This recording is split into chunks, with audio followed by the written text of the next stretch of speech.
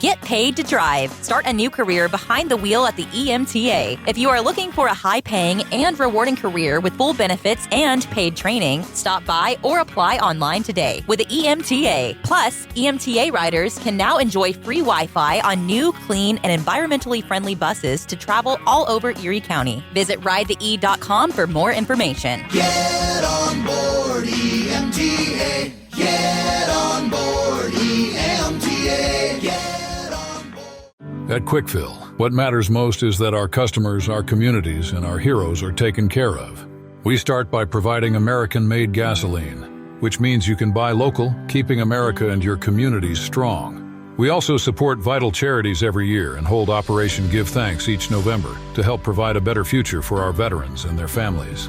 We're proud to support the communities we live and work in, and we're doing our best every day to make our towns a better place. Quickfill, driving America.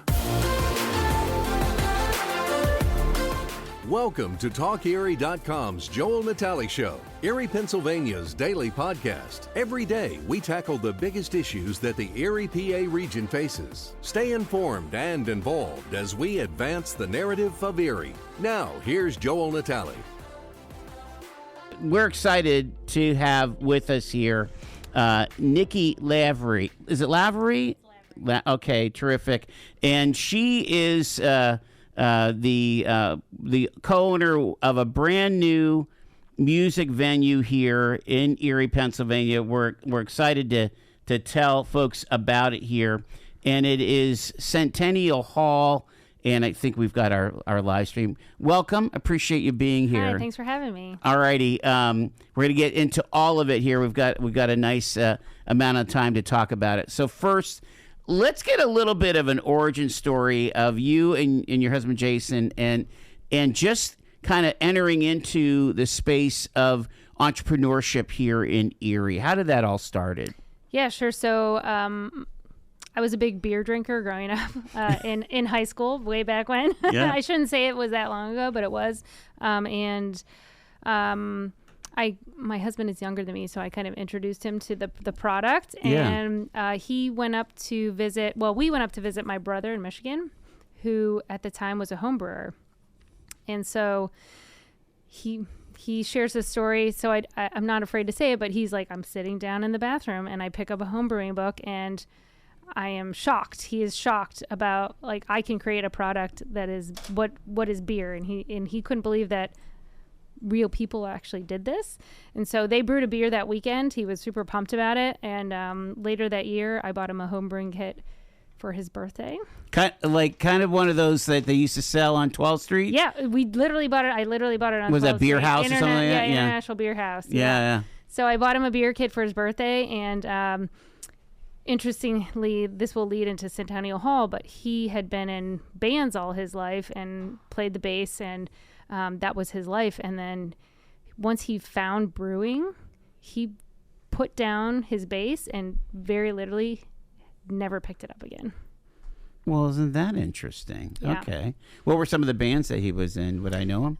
So his first band was Hearst, which came out of Albion. It was like his high school band. Yeah. But Pegasus Unicorn, he played in Pegasus Okay. Unicorn with Bob Jensen and John Yoakum, Josiah, and Matt Shimek. So Josiah Howitt and Matt Shimek. He was the bassist. Had you two thought about doing business at all up until kind of like I'm making some homebrew, you know? Yeah, no, I mean, I would say we were 24 years old. Okay. So we were not very old. We were in the middle of a family. We had 2 kids at that point. So I would say no. To be honest, we were actually looking to move abroad. I was trying to get a job in Ireland and had a couple interviews, and that was kind of where we were headed. Yeah. Until we won a homebrew contest, and then we decided. I mean, I don't know what you're allowed to say on air, but I literally said, let's. Well, can't say that. I can't say that. Yeah. I literally, those were the words. And Yeah. I said, let's do it. Let's do a brewery. Let's make a brewery. And we just started from there and just went. It was like a giant snowball that just started and went downhill. So you went from winning a contest to this is a business. Yeah. Wow. Yeah, it was very fast. We were both from the nonprofit world, so we never even were in like a for-profit business world. We took care of vulnerable individuals, so it wasn't even in our realm or perspective of like life at that point. Amazing. Okay, so tell us a little bit about that journey of Lavery Brewery. Yeah, so we again, I gave him the homebrew kit. He won the contest. I started looking for grants or just financial backing at that point. We had no idea how to do this, and we came out with a small grant from, I want to say, the EDC to help us get things rolling. And we ended up chatting with Chris Sirianni over at the Brew Erie. And he kind of saw something in us, which we were super grateful for. And he allowed us to start brewing in his brewery under something called an alternating proprietorship.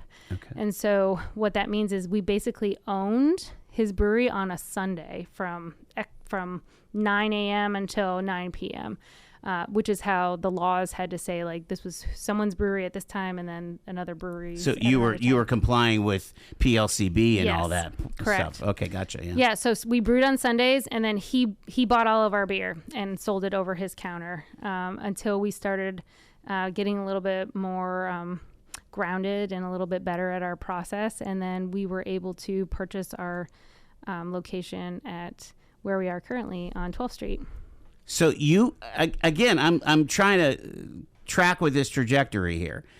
You went from home brewing to connecting with Chris, doing basically fractional brewing kind of thing, and that led you to being able to buy the old fire hall. So we are not in the old fire hall. Where we are currently, 128 West 12th Street, was an old plumbing supply warehouse. Okay. The fire hall is right next to us. Gotcha. So Cat TV and then the fire hall. Okay. All right. I my mistake there. So, but you were able to buy that building right there on 12th Street. Yes. Well, we bought our floor. Okay. Yeah. Mm-hmm. And my understanding is that you've grown even while you've been there, right? Yeah, so we were lucky enough about 2 years ago, Hungry Howie's was in front of us, and that gentleman knew we were kind of looking around and thinking about expanding, and he said, hey, do you want to buy this portion of the space so that you can expand? And he gave us about a week to decide, and we couldn't turn that offer down, because who gets to expand in their own space without having to move across town or into another county, which we actually did and failed at as well. So we ended up did you have a second location at one point then? Yeah, so we didn't purchase. We were working with the Titusville at the old Blue Canoe building, Five Sons. Yeah. Titusville owned this space, and they lost their tenant, and they asked us to come in, and we opened a brewery there right before COVID hit. And then COVID hit, and it was financially not stable enough for us to maintain that new space. So we had to let it go, which was probably one of the hardest days of my life. Wow. But we learned a lot from that. And so when this offer came to expand in our own space, we felt really comfortable saying yes. Can I ask, again, we talk to a lot of business people here. Is it difficult to have that second space because generally the owners can't be in two places at once? Yes, and we are the two only owners. We did have a partner previously that we did. He did leave the business, but yeah. So Jason would drive out to Titusville, and I would stay home in Erie with our current space and obviously our growing family. And so he would be out there and then have to drive an hour home, an hour back. And so it was a challenge, and we determined that that's not something that we would ever do again, because it is hard. You can't split things up, and I think you wear too many hats, and then the things that you care about really suffer after you kind of expand in those alternate spaces. Yeah, you almost need some kind of model where that store manager, if you will, is just so trusted and so Yes. in line with your values, that it would work. But that's hard to find. It is. And in Erie, we have that. Like our team, even the team that we had during that time, we trusted. They were wonderful. We still trust them. We have a lot of balance in life because of them. Nice. We were still trying to find that in Titusville, and because of the COVID situation, we weren't able to like seal the deal or find somebody. Actually, we had just hired a manager that we felt we would get there, and then we had to shut down. I got to ask you because it feels like maybe in the last 6 to 12 months we've reached peak craft beer, like where maybe it's plateauing, not just in Erie, but literally across the country. You've read the trades. What's your take on all that? And are you guys still growing? So yes, it's interesting. We were just chatting about this. The current generation is a little bit slower to come to find what they want to drink, to do anything. The trend is, I think people are just being a little more picky. I do think that there has been some closures, but more so from those second expansions that have been occurring, similar to what I just spoke about. So when we see trends and the business is closing, it's not so much that the beer is suffering. I think it's only down, I would say 3% within the last couple years. You're talking about globally? Like even nationally. Yeah. So it's not huge number, but when people see the closures, it's typically those secondary locations that people were like, ooh, yeah, we should open a second space. This is going so well. And then they realize they've expanded and pushed beyond what they can actually do and then pull back. So the flagships seem to be doing well. And maybe, the activities coming out of that, whether it's bottling or what have you, but not necessarily these huge networks, if you will. Yeah, no, and I think the trend, too, is some of the breweries are combining. So they're actually, some of the better, more well-functioning breweries are seeing really good products and then like purchasing the smaller breweries. So it again looks like things are closing, but really they're just kind of merging and coming together as a conglomerate. We're going to make this switch now from the Lavery Brewing Company and now the expansion into live music. But you said you've been kind of doing this now for a while at the Bunker. So give me the Bunker story. All right. So back in 2020, we started. We purchased a large warehouse space behind the building. Oh, okay. Behind, when I say the building, behind the brewery. The entrance is on 11th Street, and we utilize that space both as overflow when we had to spread people out. It is, one room is actually heated, so we were able to utilize that 6-foot rule.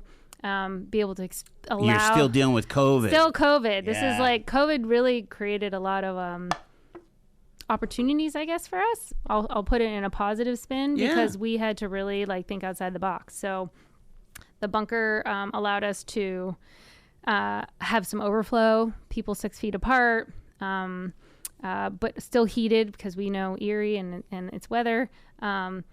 It's very basic space. Really doesn't have plumbing, anything like that. So we had to do porta potties or people walking back and forth.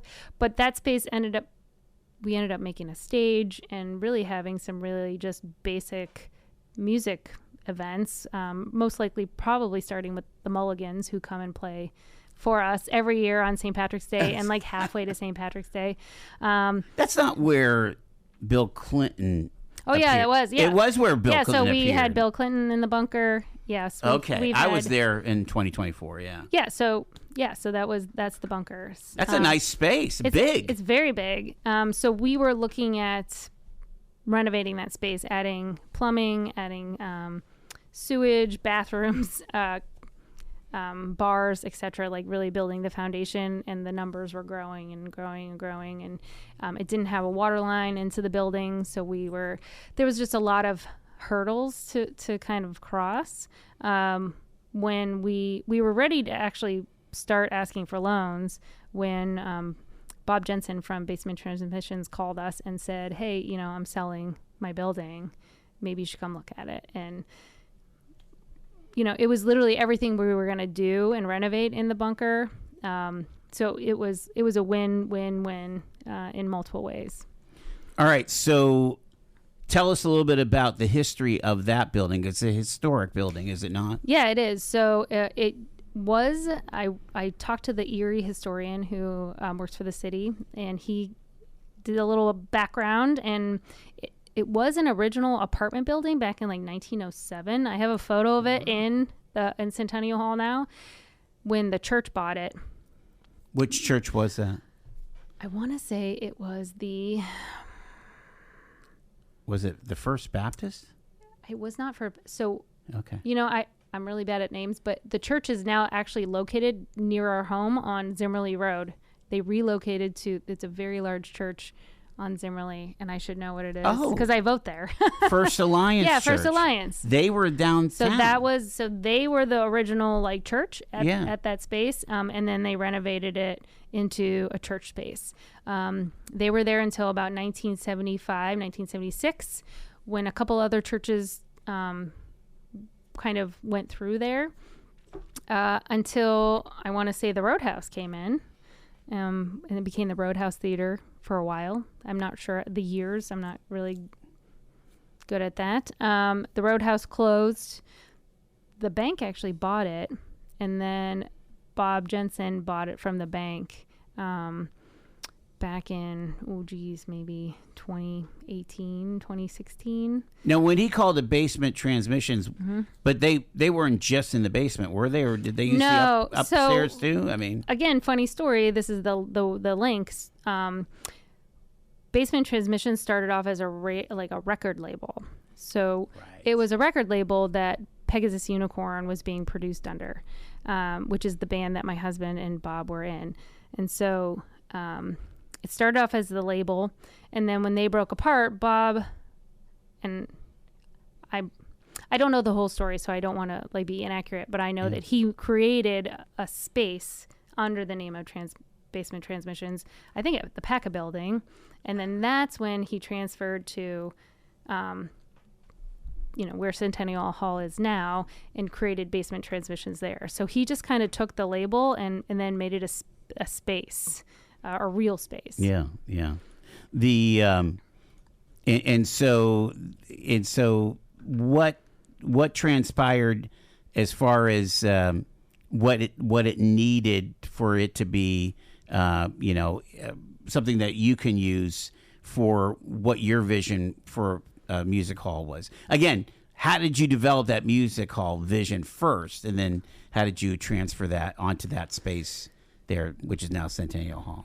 I feel like we just wanted a similar but different vibe from our brewery. So when we were thinking about the bunker, we wanted it to be an event space that would be eclectic, open to all genres, open to all events.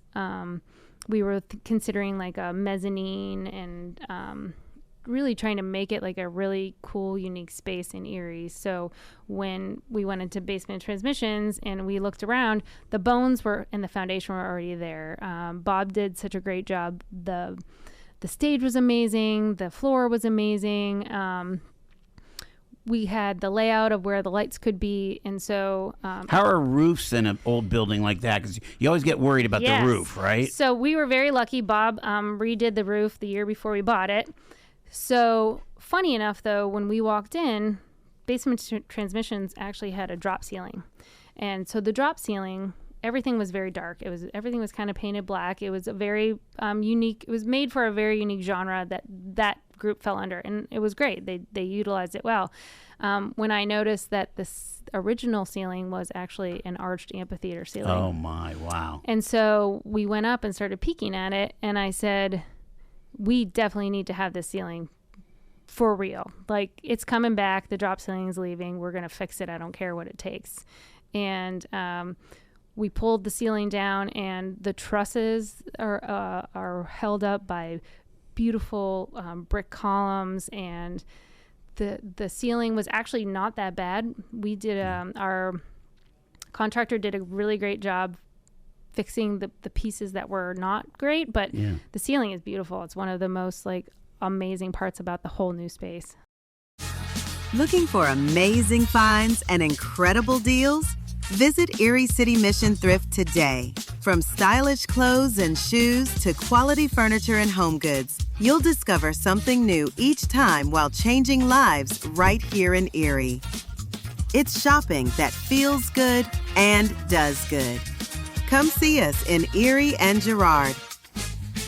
Erie City Mission Thrift.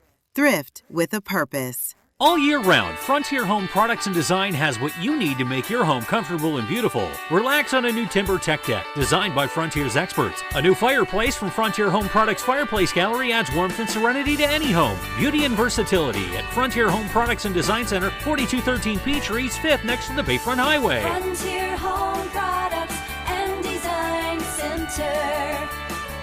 Discover a new frontier. PA contractor number PA039007. From baggage claim to pajamas in 10 minutes. Erie International Airport. Fly with ERI.com. Fly Erie International Airport to Charlotte on American Airlines, your nonstop gateway to the world. Also, we have Breeze Airways flying nonstop to Orlando and Tampa, Florida. A great low-cost carrier providing excellent service to the regional community. Fly Erie International for your travel needs. Fly with ERI.com. Nikki Lavery is with us. It's Centennial Hall. We're getting the whole story again. Lavery Brewing Company, her and her husband Jason, and having the opportunity to now take over what was the former Basement Transmissions. And really, there's a lot of heritage in that space, wasn't there, Nikki? I mean, as far as for live music and just being a place for art and music, right? I mean, I think that Bob's vision was really to allow the community to come in and feel free to create their art and not have and have a really safe space for the art community. And I think that he excelled at that. And I hope that we can, take that and just kind of bump it out a little bit to not just like the Erie community, but like expanding into the larger region so that the larger region can now see the community here in Erie and really embrace the amazing things that we have going on here. Let's talk about, you mentioned that you did a roof overhaul because you saw the vaulted ceilings and so on. And again, so you needed a plasterer, somebody knew what he was doing there. What else did the building need to get it to kind of your vision? So a couple of the updates that we're either have done or in the process of doing are, we updated the bathrooms. The bathrooms were kind of like plywood and kind of outdated, so we redid all the bathrooms. The electric work in there was pretty significantly expansive, I would say. Over 100 years, there was a lot of things that people just kind of left and redid and like overdid, and so we pulled a lot of that out and really updated a lot of those. New paneling, new electric, new lights. We put in new lights, new sound. We bought a brand new sound system.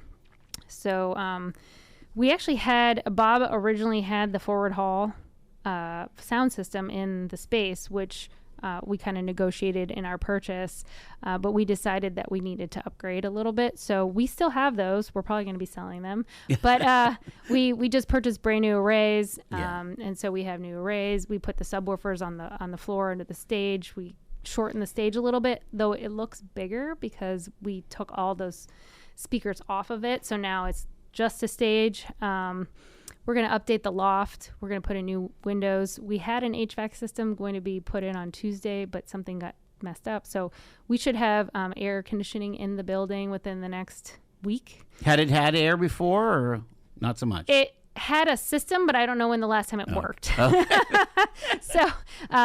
So we're putting a brand new air conditioning unit in, and then we're adding, we have the front bar, which was in the main hall, and then we're adding a second bar in the back, and then we'll eventually add in a commercial kitchen. They had like a little snack shop, but we're going to put a commercial kitchen in for like future events and like small snacks and things. Talk about when was the opening? Like, have you had a soft opening, then you had a big event on Sunday? Talk about like the most recent events now. Yeah, so last Friday we did have a soft opening with close family and friends, people that have really supported us throughout the years. So we had about 150 people in on Friday just to work out kinks and to see how things ran, which went really well. We had a couple local bands. We had Vices. We had, I'm going to forget the one. Our friend John Nolan is in a country band. I'm going to say it wrong, so I'm not going to say it. Okay. And then we had our friends play Fox Grotto, so we had 3 bands. Sorry, John Nolan, I apologize. So we had 3 local bands play. They allowed us to really work out some of the kinks in the sound and really practice because it was a brand new system, Sure. new lights, etc., new bar system. So that was great Friday. Everyone loved it. People walked in and were just shocked. We're not in Erie. This doesn't feel like this is here. That we feel like we're in a bigger city. Isn't that an amazing reaction when you experience something like that? It's like, wait, this doesn't feel like it's Erie. Like there is, and Erie can have nice things. We can have nice things. That's what we want Erie to have nice things, which is kind of like, our internal mantra, Jason and I. We want Erie to have nice things because we want nice things. Mm-hmm. And I feel like we like nice things, and so we just decided to make those things. Wow.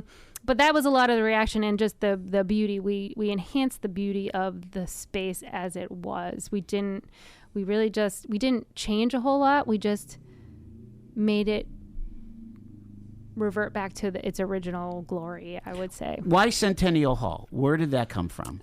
Centennial Hall. So we kind of bounced around some ideas, and Centennial is, I think it's a double-edged sword. It's a 100-year-old building, so Centennial seems accurate. But Centennial is also a hop variety that's in our flagship beer, which is Dualcon. So we felt that it encompassed both our brewery and both the buildings. So we thought that it was a pretty accurate description of the hall and how we felt about it. So then on Sunday you kind of had a grand opening, huh? Yeah, so Sunday was our grand opening. We had the Menzingers, which is pop punk band, from Scranton, Philadelphia area, and they have a huge following. They've been around for maybe the last 20 years, and it's one of those bands where when you hear their songs, you're like, I know this band. We sold out. I don't know if I want to say how many tickets, but basically we sold out. The building was packed. We had a great show. The bands were amazing working with us. They knew that they had never played Erie before, and they had always wanted to, and didn't really find a space for it. So they were pumped to come here. And they really worked with us with the sound and like giving us some really great suggestions for improvements. They found that we did everything really well. They're like, hey, you could try this. Hey, you could try this. And it was a great relationship builder. And we really had a great show. Is it one of your aspirations, or maybe you've already reached it, where you want to have this venue, this club, as kind of a parody club that a band like from Scranton or Philly would come to Erie, like they would come to Pittsburgh, come to Cleveland, kind of like what Keller's is doing, where, the comics come to Keller's because they know they're going to have a good experience. The club bands will come to Centennial Hall because it's going to be a good quality experience. Is that what we're shooting for here? Yeah, that's kind of our hope. We really, I think people bypass us and go to Buffalo, Cleveland, Pittsburgh, but I think a lot of the bands really want that smaller feeling of where it's packed. People know you. They're really excited to play. It's somewhere they've always wanted to play. They're coming back to the smaller local. I almost like local war scenes, right? Yeah. Where they started. They want to feel that feeling again. The Menzingers kind of shared with us on Sunday. This was the first venue that they were going to play without barriers, and people were right up to the stage, and they were so pumped about that feeling. And so I Am the Avalanche actually shared this with me, maybe not the Menzingers, but they were like, we're so excited to actually see the people and have them be a part of the experience instead of being so far back, because they can't even see their fans. So that was one of the main points I took from that, was that he's like, we want to feel it, and we felt it. And then afterwards he's like, that was amazing, like we had a great time. So I really do think that, one, I think that we can hold our own with some of the smaller venues in Pittsburgh, Buffalo, Cleveland, now with this space. And I want to pull in those regional bands, national touring bands. We just had a great show on Wednesday. Leilani Kilgore from Nashville. She's a blues rock. She was a blues rock band, and she was great. The show was not as well as attended. I think, again, the hardest thing I think we're having is getting the word out that we're here, and we have some really awesome shows. So I want Erie to, like on a Wednesday, if there's an awesome show, come out. The shows are over by 10. You're home by 10:30, right? Yeah. It's still a great day. Yeah. So talk about how the booking works. I've booked several shows in the genres I've worked in, and the booking agent, or the promoter, I should say, the promoter takes all the risk. Are you guys acting as promoter, or are you allowing the venue to be used by other promoters to bring in bands? What are you thinking about all that? Yeah, stuff? A little bit of A, a little bit of B. So Sunday's show, we actually let we worked with a local promoter who helped us with that, because it was something that was so new to us. And so he took a lot of that risk on, knowing that the reward was going to be there, because we sold out in wild fashion. Whereas the show Wednesday was our show. We were the promoter. We were the venue. And again, as a learning curve, we're still trying to work out some of those kinks. So we took on all the risk. The hope is that we can eventually be our own promoters and hire somebody to bring in some of those bands, but also still work with the local promoters, because they've done a really nice job about bringing in genres that they like, and not just what we like. So we want it to be eclectic. We want people to feel comfortable bringing in their music, not just our music. What was some of the feedback from the attenders to your first couple shows here? What are people telling you? Just their normal Erieites saying, "Oh, there's live music here." I mean, again, you just heard somebody share that the show was amazing. They couldn't believe that it was Erie. The space was beautiful. Even though it was literally a packed house, it was still comfortable enough to move around. The one feedback we got was it was hot. I mean, with you're working on multiple the bodies, HVAC, and we are still working on AC, bringing AC in. And we were at that time 2 days out from AC. So luckily the weather was still a little bit cooperative, but we're definitely going to get AC in there. So I think the feedback was great. We didn't hear any complaints. People got in easily. We worked with local security, who did an amazing job with the crowd. All my kids were working that night. My team at Lavery's was working, and everything went smoothly. This wasn't our first rodeo. It was just one of the biggest rodeos that we ever had. So as of yet. Well, and I'm again, maybe I'm not as are there a lot of these type of venues regionally? Because I know there's several bars and venues will have local artists, and this guy's playing at Oasis, this guy's playing at Poverty Knob or whatever. But this is like a music venue. This is at a different level. Yeah, I think that while we really want to continue to support local, and we will definitely still have those, and also encourage our local bands to open. We just got a show in July 31st. We're having a really popular young lady who plays the bagpipes, Allie the Piper. She's going to be coming in July 31st. Really, really popular. And we just asked the Mulligans to open because of the Celtic connection. Sure. So we want the local bands to still be able to play, still get recognized when we're allowed. Sunday, they said no. We're only Right. doing ours and we're done. It was also their last show of their tour, and they were like ready to be out. But we really want to encourage the local bands and still have those local pockets and those local festivals that we have. But we also want those regional shows. We want to be that space. You know, we want to be the Mr. Smalls or the Electric City and like bring in those bigger bands and have them bypass Cleveland and come to us, or have them bypass Buffalo and come to us instead. And you're saying you want eclectic, right? So I mean, we might see a country touring gig, or for sure. you know, an R&B kind of hip hop. I actually think we have you a know. big country band coming in November, and I actually do not remember the name of that band. Okay. But yeah, we want, you know, country's a huge draw. The last country band we had, I mean, we had one of the biggest local shows that we had before we even transitioned into Centennial Hall, into like the new space. So country, we had some rap artists reach out to us. We've had some DJs come and do some shows. So yeah, when I say eclectic, I truly mean like we want all of it, and we want to make sure that everybody is heard and everybody has a space, as respectfully, right? Yeah. Well, yeah. Again, yeah. You and the attendees have to be respectful of the space as well. It's like, we're not going to come and trash your space. You know, we're gonna have fun and all have a good time. And what do you think as you kind of are turning this page? You're